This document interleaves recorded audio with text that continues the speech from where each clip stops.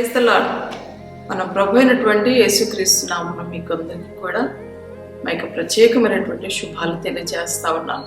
ఇట్లారా ఈ దినము ఈ యొక్క ఆధ్యాత్మికమైనటువంటి కార్యక్రమానికి ప్రేమతో మిమ్మల్ని ఆహ్వానిస్తూ ఉన్నాము. ఈరోజు దేవుని యొక్క మాటలు మనం చదువుకుందాం. ఇర్మియా గ్రంథము 30వ అధ్యాయం 17-18 వచనాలు మనం చూద్దాం. అయితే నేను నీకు ఆరోగ్యము కలగచేసేదను, నీ గాయములు మాన్పెదను, ఇదే యెహోవా వాక్కు.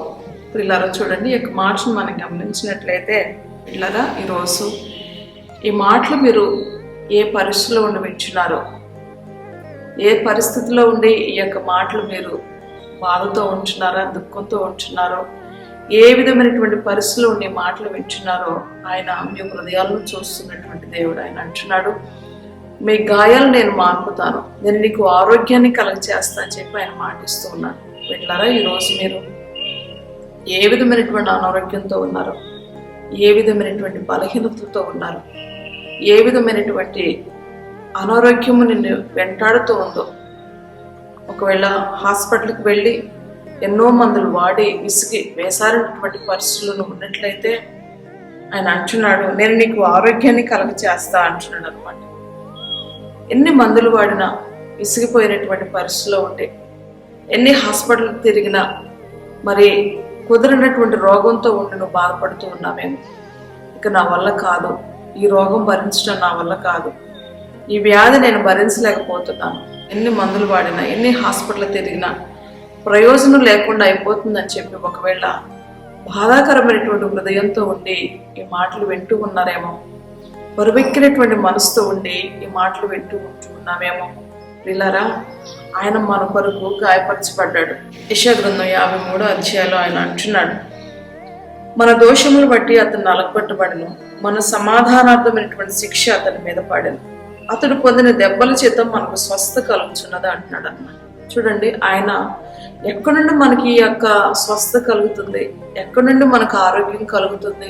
మన దోషములు బట్టి అతను నలగొట్టబడ్డాడని, మన వ్యసనాలను బట్టి మన సమాధానార్థమైనటువంటి శిక్ష అతని మీద పడిందని, అతడు పొందిన దెబ్బల చేత మనకు స్వస్థ కలుగుతుందని ఆయన అంటూ ఉన్నాడు.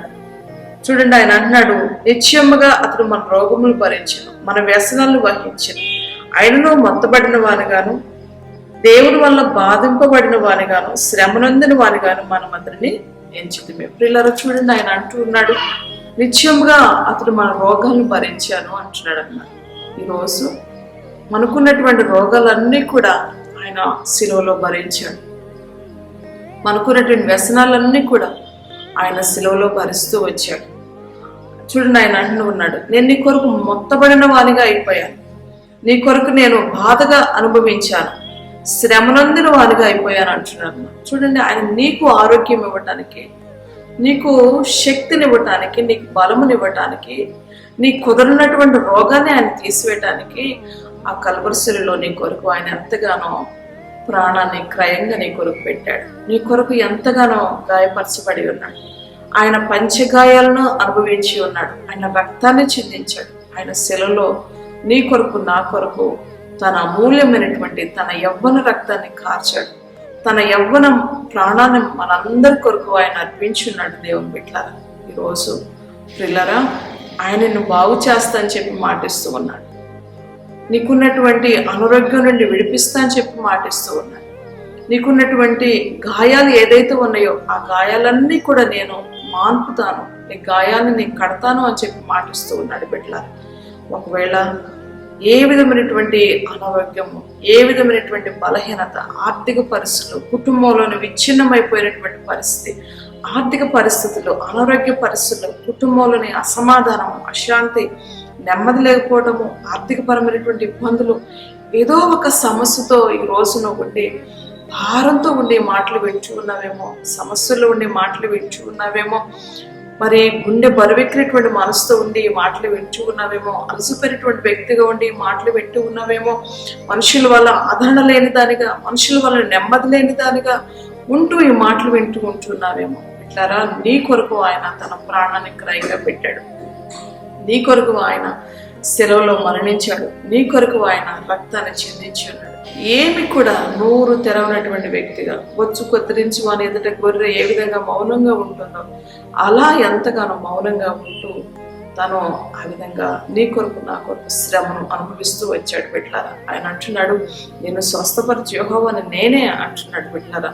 నిన్ను సృష్టించినటువంటి సృష్టికర్త వైపు చూడు, ఆయన మాటలను నమ్ము, ఆయన వాగ్దానపూర్వకమైన మాటలు నీ హృదయంలో స్వీకరించినట్లయితే నీకు ఆరోగ్యం కలుగుతుంది బిడ్డలారా, నీకు స్వస్థత కలుగుతుంది. ఆయన లోకంలో ఉన్నప్పుడు ఎంతో మంది రోగులు ఆయన బాగు చేశాడు కదా.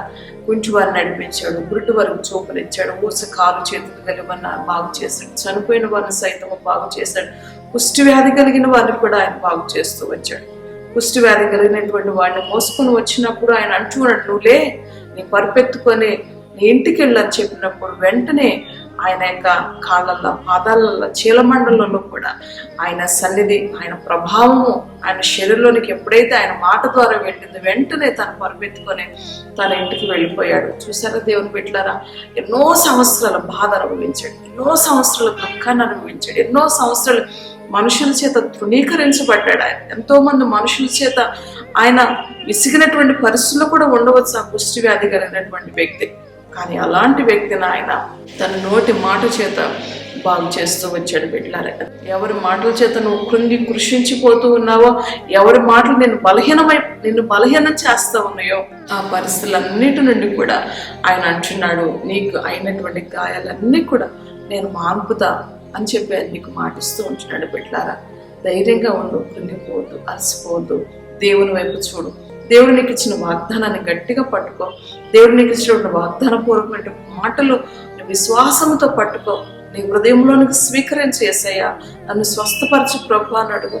ఒకవేళ నువ్వు లేవలేనటువంటి పరిస్థితుల్లో ఉన్నావా, మనసు మీద పడుకొని ఉన్నావా, హాస్పిటల్లో ఉన్నావా, మరి జ్వరంతో బాధపడుతున్నావా, ఏ కుదరినటువంటి రోగాలతో మీరు ఉన్నప్పటికీ సరే ఆయన అంటున్నాడు, నిన్ను స్వస్థపరుస్తాను, నీకు ఆరోగ్యాన్ని ఇస్తాను, నీ గాయాలు కడతాను అని చెప్పి నీకు అంత భరోసా ఇస్తున్నటువంటి దేవుణ్ణి నువ్వు విడిచిపెట్టొద్దు. ఆయన మాటలు నమ్ము, విశ్వాసంతో నీ మనసులో నువ్వు ప్రార్థన చేసుకో. నీ కుడి చెయ్యి నీ గుండె మీద పెట్టుకొని, యేసయ్యా నేను ఏ పరిస్థితిలో ఉన్నాను నీకు తెలుసు ప్రభా, నన్ను స్వస్థపరచండి అయ్యా, నా కొరకు సెలవులో మరణించావయ్యా, నా కొరకు సెలవులో రక్తాన్ని కాచావు, నా కొరకు సెలవులో ప్రాణం పెట్టావు, నా కొరకు ఎంతగానో నువ్వు బాధ అనుభవించావు, నా కొరకు ఎంతగానో శ్రమ అనుభవించావు ప్రభా, నా కొరకే నువ్వు గాయపరచబడ్డావు, నా కొరకే నువ్వు హింసించబడ్డావు, నా కొరకే నువ్వు దూషించబడ్డావు, నా కొరకే నీ ప్రాణాన్ని అర్పించావు ప్రభా.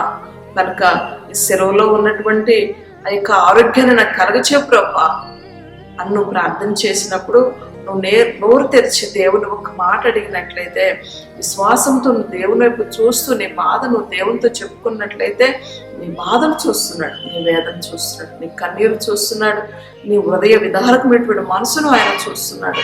నీకు ఉన్నటువంటి రోగాన్ని తీసివేసి నీకు సంతోషాన్ని ఇచ్చేవాడు, నీకు సమాధానాన్ని ఇచ్చేవాడు. ధైర్యాన్ని కోల్పోయి బ్రతుకుతూ ఉన్నావేమో దేవుని బిడ్డ, ఆయన అంటూ ఉన్నాడు, నిన్ను బాగు చేస్తాను, నీ గాయాలు కడతాను, నీకు ఆరోగ్యాన్ని కలుగ చేస్తాను, నేను స్వస్థపరిచి యెహోవాని నేనే అంటున్నాడు బిడ్డలారా. కనుక దేవుని మాటను నమ్ము, విశ్వాసంతో ఉండు, విశ్వాసంతో ప్రార్థన చేయి, దేవుడు తప్పక నీ జీవితంలో కార్యం చేస్తాడు. ప్రార్థన చేసుకున్నాం.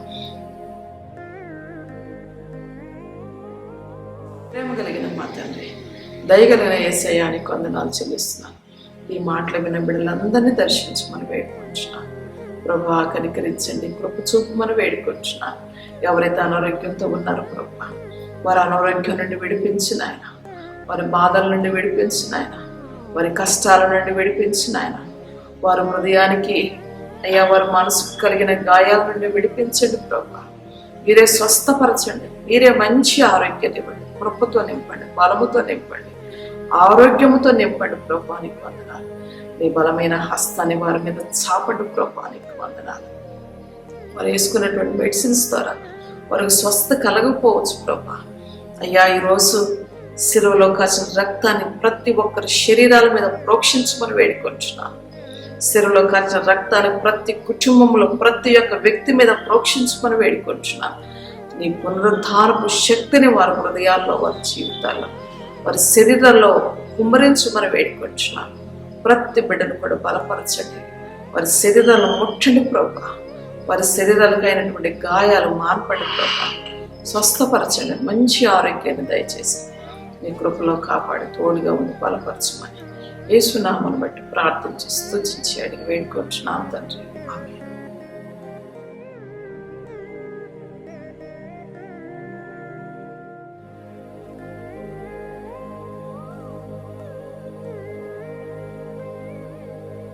ప్రియులరా, ఈ మాటలు మీకు మేలుకరంగా ప్రయోజనకరంగా ఉన్నట్లయితే మీరు అనేకులకు ఈ యొక్క దేవుని మాటలు తెలియచేయండి. మా యొక్క ఛానల్లో లైక్ చేయండి, సబ్స్క్రైబ్ చేయండి, షేర్ చేయండి. దేవుడు మిమ్మల్ని అందరినీ కూడా దీవించును గాక. ఆమేన్.